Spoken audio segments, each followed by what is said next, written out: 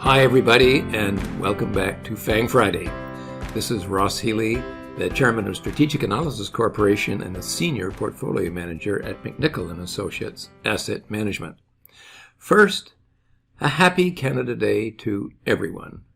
This year, we are not only celebrating our great country, but we're also reflecting on how we can do better as Canadians to help each other and do our part to live in harmony.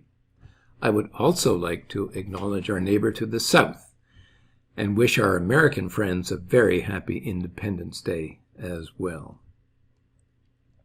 Well, things have cheerfully carried on, onwards and upwards in this past week.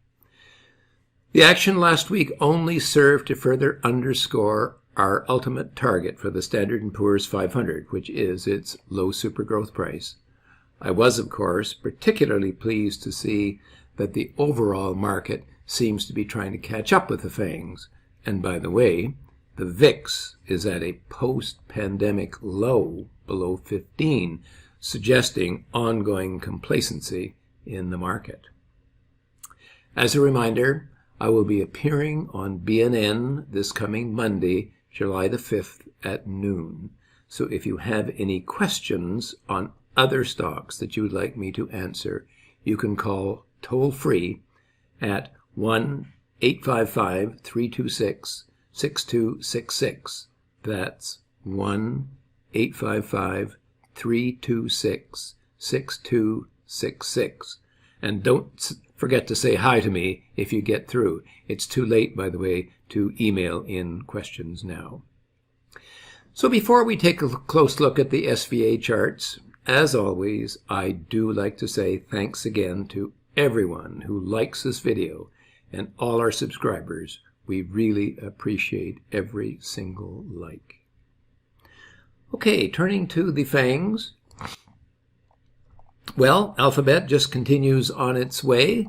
A little bit soft the last couple of days, but look at that strong trend and improving trend in the earnings and fair market value. Should be quite enough to drive that stock to its bubble price. That's 7.4 times book value. And of course, Facebook, well, look at Facebook in the last week. Of course, you know the reason for that, and that is to say that they actually won. It may be round one, but they actually won a round with the regulators. So we'll have to see. For now, the stock continues on its way up towards its bubble price, and again on escalating earnings and fair market value numbers. Microsoft just pushes happily along its HB2, bottoming there and then rising. I don't know whether it's got the oomph to get all the way to its HB3. I kind of suspect that this formation that we're seeing bouncing along the HB2 may be more or less it. But nonetheless, you know, the growth is fairly decent there, and as long as it continues on that trend, then investors here are just fine.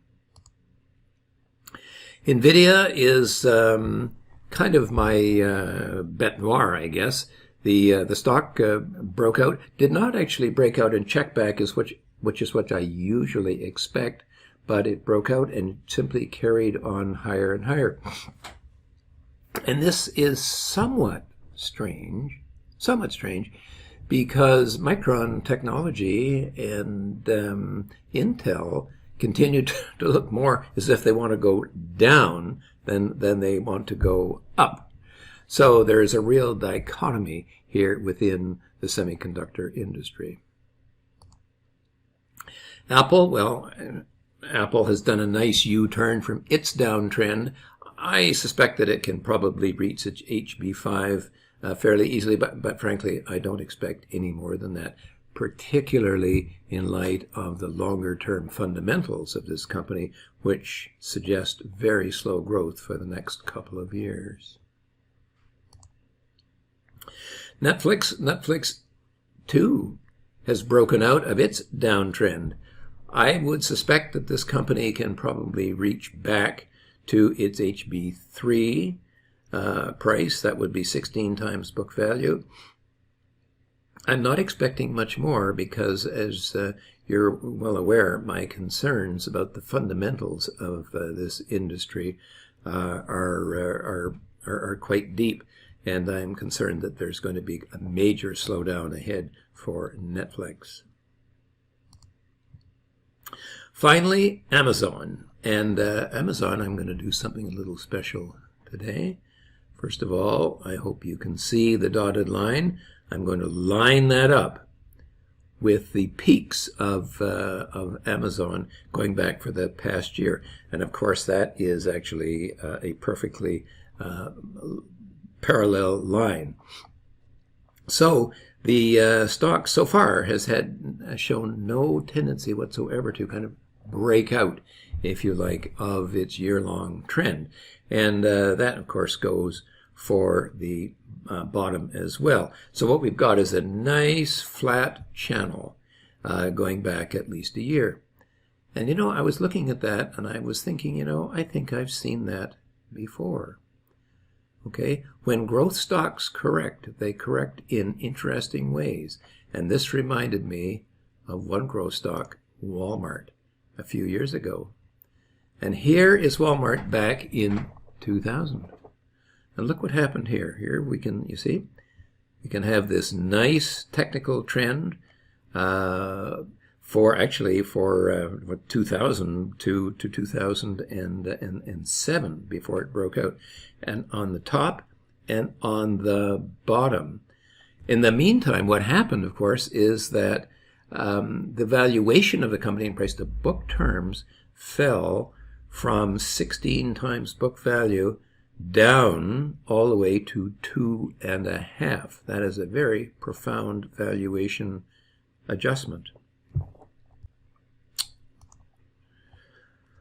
Well, in summary, Alphabet and Facebook continue to move towards their respective bubble prices. That's 7.4 times their book value, which should be easy targets to achieve, especially with the recent court judgment in Facebook's favor.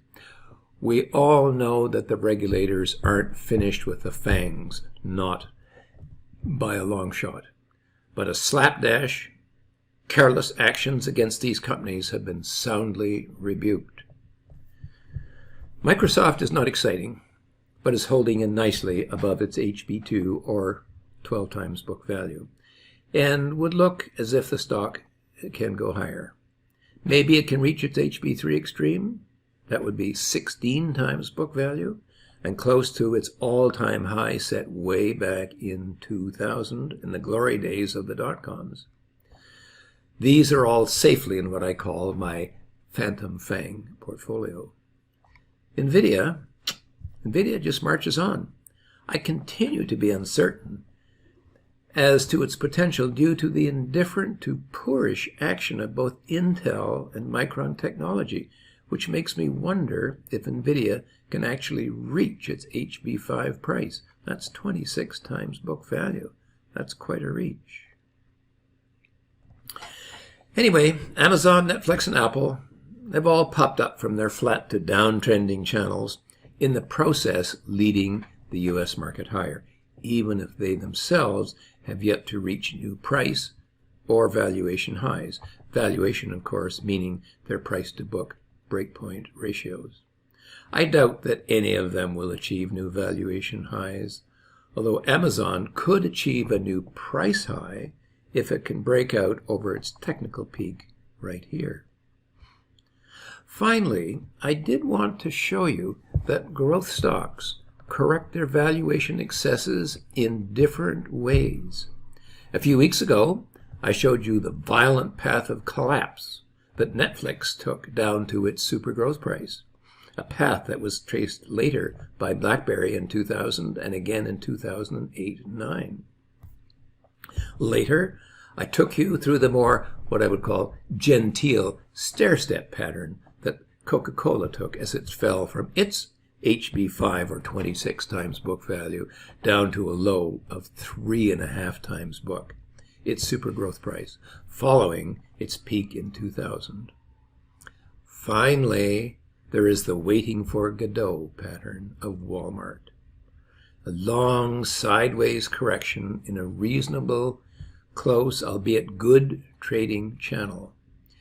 The SVA breakpoints worked then, but also, if you were a pure market technician, so did technical analysis.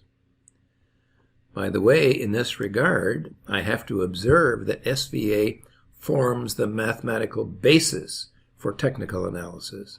If SVA did not work, then what is known as technical analysis would be just mumbo-jumbo, as many fundamental analysts like to point out. Well, they're wrong here as well. Now, your takeaways for this week. First, the FANGs still look to be leading the market higher, and that is pleasantly bullish, as the upside target for the S&P 500 is about 18% higher than today. Not, I think, that the FANGs themselves will achieve new valuation highs, but their leadership may well inspire investors to remain confident and optimistic. Secondly, that should be enough to lead the S&P 500 back to its valuation high last seen in 2000. After nearly 3 months of consolidation, meaning going nowhere, the S&P looks as if it's heading higher. So, as I said last week, I would not be strapping on my parachute just yet.